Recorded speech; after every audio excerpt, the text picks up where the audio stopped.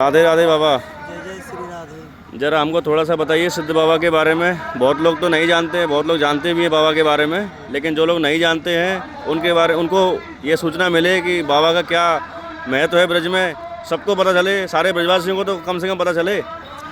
जी ब्रजों में जी ये रनबारी गांव है। जी रनबारी मतलब है द्वापर युग में जब कृष्ण अवतार हुए तब यह राधा कृष्ण का प्रेम की रन हुए थे, इसलिए रनबारी नाम पड़ा।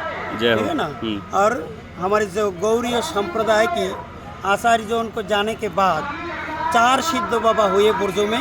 जी तो एक हमारे रनबारी में जी और एक कामा में काम्बोवन में, एक साकलेश्वर गोवर्धन पे, हाँ। और एक सूर्य कुंड राधा रानी जहाँ नित्य प्रति सूर्य पूजन करने जाते हैं। हाँ। तो वहाँ पे ये 4 सिद्ध बाबा जी जी प्रसिद्ध है। हाँ बाबा चैतन्य महाप्रभु के बाद गोस्वामी के बाद ये 4 सिद्ध हुए, जी। एक संग ही है। जी लेकिन ब्रजों में जब बाबा आए हाँ तब ब्रज छोड़ करके कहीं नहीं गया, हाँ और बाबा भजन करते करते दीर्घोदिन हो गया यहाँ पे। तब बाबा मन में विचार आयो, बोले ब्रजों में आकर के बैठ गया, हमको एक बार 4 धाम दर्शन करने का जरूरत था, ऐसे मन में प्रेरणा हुई। तब उसने जब ऐसे मन में सोचा बोले 4 धाम के लिए निकल जाऊं, तब राधा रानी श्रीमती राधा रानी ने सपनों में दर्शन दे करके कहा, बोले देखो कृष्णदास, ब्रज छोड़ करके तुम बाहर के जा रहे हैं, यहाँ पे 4 धाम विराजमान है, तुम मन में ऐसे शंका मत करना। एक बार क्या हुआ, द्वापर युग में कृष्ण जब जन्म हुए, नंद बाबा भी एक बार ऐसे सोचा था, बोले ऐसे उम्र में मैंने 80 साल उम्र में जब बालक हुए, उनको मन में भी एक बार विचार आयो बोले 4 धाम यात्रा करने की।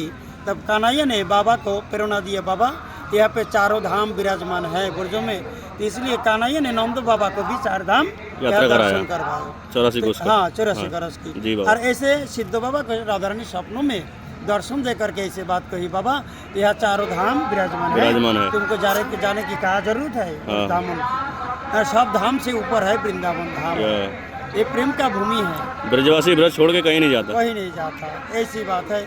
तब बाबा को सोचा, बाबा ये सपनों देखा, सपनों तो ज़्यादातर ही झूठ होता है। हाँ, तो इसलिए बाबा को ऐसे पूरा माने विश्वास नहीं हो पाया।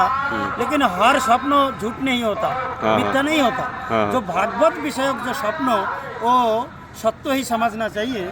भगवान कृपा करने का पहले हाँ। सपनों में दर्शन देता है। हाँ हाँ, ऐसे जब चित्त तो मन शुद्धि हो जाएगा तब भगवान सपनों में आकर के पहले दर्शन देगा। हाँ तो ऐसे बाबा का विश्वास नहीं हुआ और बाबा नहीं मान रहे मन, तब उसने 4 धाम यात्रा के लिए निकल गया।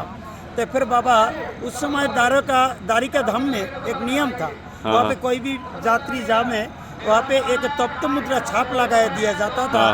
मतलब तुम सत्यभामा की दासी बन गया। हाँ तो वो ऐश्वर्य धाम है, और वृंदावन हमारे माधुर्य धाम है। लेकिन माधुर्य और ऐश्वर्य के बारे में हम गुरु जी को मुँह से सुनना चाहिए। माधुर्य भाव बहुत ऊंची, माने कृष्ण के प्रति जो ममत्व बुद्धि है, अपना परिवार का जैसे सदस्य है, हाँ। इसको कहेंगे माधुर्य। और जो भगवान श्री कृष्ण को विराट करके जानते हैं उसको कहेंगे ऐश्वर्य। तो लेकिन ये माधुर्य का धाम है।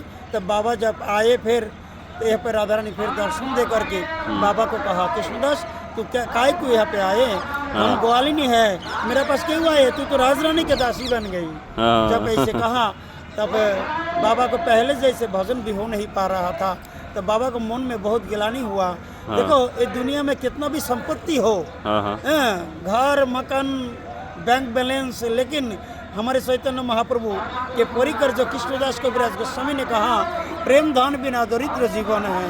तो मनुष्य जीवन में मूल लक्ष्य है कृष्ण प्रेम की प्राप्ति। जब कृष्ण प्रेम हो जाता है, वो स्थवर जंगम देखे ना देखे तार मूर्ति, सर्वत्र है तार इष्ट देव स्फूर्ति, सर्वत्र गोविंद को दिखाई पड़ता है। इसलिए जीवन का लक्ष्य है कृष्ण प्रेम की अर्जन करना। लेकिन बाबा कैसे गिलानी होने लगा, पहले से भजन नहीं हो पा रहे, पहले जैसे होते थे। तो बाबा बोले मन की बात किससे कहे, तो गोवर्धन जो सिद्ध बाबा चकलेश्वर पे उनको पास गए।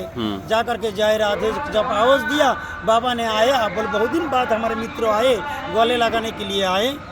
तब वो कहा, मित्र इतना दिन तुम कहाँ चले गए, तुम मुझे देखे ना है। बोले मित्र मैं क्या बताऊँ, मैं 4 धाम यात्रा के लिए निकल पड़े, 4 धाम करके आया।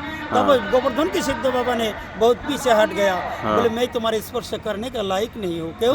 मैं ग्वालिनी राधा रानी का मैं दासी हूँ और तुम कहाँ राजरानी के दासी बन गए। इसलिए बाबा भी गले पे नहीं लगाई। और बाबा को पहले से विरह जलने लगा था, विरह नाल भीतर धिकी धिकी जल रहा था। लेकिन जब ऐसे अपना मित्र के पास आया मन की बात कहने के लिए, वो भी सुनने के लिए तैयार नहीं है, तब उसने और गिलानी हुआ। तब बाबा ने मोनो गिलानी होकर के जब एक गांव में आए, अपना कुटिया में बैठ गया और भगवान की जो माला झूली लेकर के नाम करने लगा और विरह की अग्नि अंगुष्ठ से प्रकट हुए और जलने लगा। और यहाँ पे सिद्ध जगन्नाथ दास बाबा भी यहाँ पे पास में ही कुटिया है, भजन कर रहे थे। बाबा का संदेश मिला, गांबारे का संदेश मिला, गांबारे भागते हुए आए, बाबा को दरवाजे तोड़वा दिया गया, देखा है बाबा ऐसे भजन कर रहे हैं। गांबारे को बाबा उसी अवस्था में बहुत आशीर्वाद दिया, बोले देखो तुम्हारे गांव में कभी महामारी नहीं होगा और तुम्हारे कभी अभाव नहीं होगा। इसलिए गांबारे ये सिद्ध बाबा का उत्सव है, मैं किसी को दान नहीं लेता, गांबारे अपना उगाई करके ये बाबा का उत्सव मनाया जाता है। बहुत बड़ा उत्सव है। आज देखा मैंने रोड तो यहाँ से पीपा घी की पुआ सकता है और बुर्जों में दिल्ली से भी, दिल्ली, हरियाणा, पंजाब सब जगह से आ रहा है, देखा मैंने। भी सभी श्रद्धालु जो भक्तमाल में भी दिया हुआ है, तो वो जो बाजते हैं सब श्रद्धालु इसी तिथि में आ जाता है। पौष की महीना में अमावस्या तिथि में ये बाबा का वर्षी आता है, मनाते हैं। बहुत बड़ा उत्सव है। लेकिन राधा रानी समझो अपना भक्तों के शिक्षा दिया, बोले देखो यहाँ पे जो आता है और कोई धाम जाने को कोई आवश्यकता नहीं है। तर बाबा ऐसे जगन्नाथ बाबा जब सुना, बाबा आया एक घी की दिया बना करके मस्तक पर धर दिया, बाबा के पूरा अंगो ऐसे ही जल गया।